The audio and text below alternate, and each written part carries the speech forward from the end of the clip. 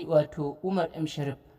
Ka daɗe baka saurari waƙa wacce ta yi daɗin wannan ba, wacce yau laƙabi da suna farko da ƙarshe.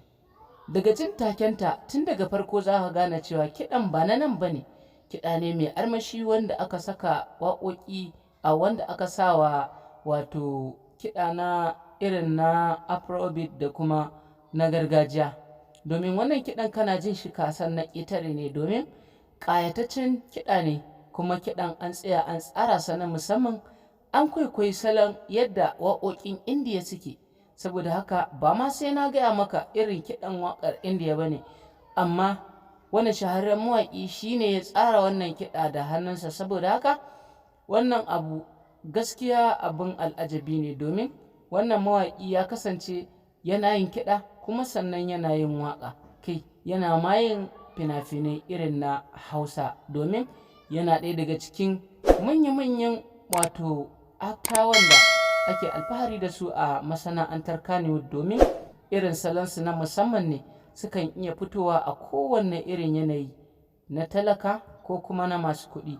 Kai wannan mawaƙi ba baiwarsa tana da yawa, domin irin yanayin ƙoƙarin da yake yi wajen tsara abubuwa dole ma ya kamata a jinjina masa, domin irin ƙoƙarin da yake yi.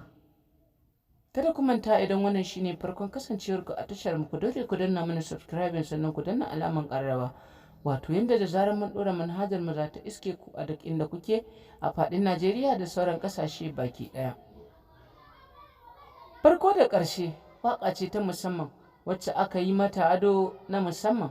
A cikin bidiyon waƙar ta kasance waƙa wacce za ta nuna maka yanayin yadda zamantakewa take ta yau da kullum, kamar yadda wannan mawaƙi yake tsarawa a cikin waƙar. To amma wani hanzari ba gudu ba, masu sauraro ku dinga mana like a dukkan bidiyoyinmu domin ƙara mana ƙwarin gwiwa da karsashi wajen kawo muku shirinmu a kowane irin lokaci.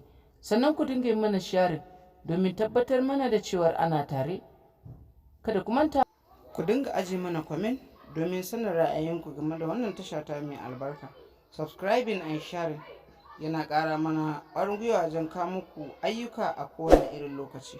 Kada ku manta masu sauraro, wannan tasha ta ɗau jimurin kawo muku dukkanin wasu shirye-shirye na mawaƙa da kuma waƙoƙinsu na musamman. Yaren Hausa kuke sauraro.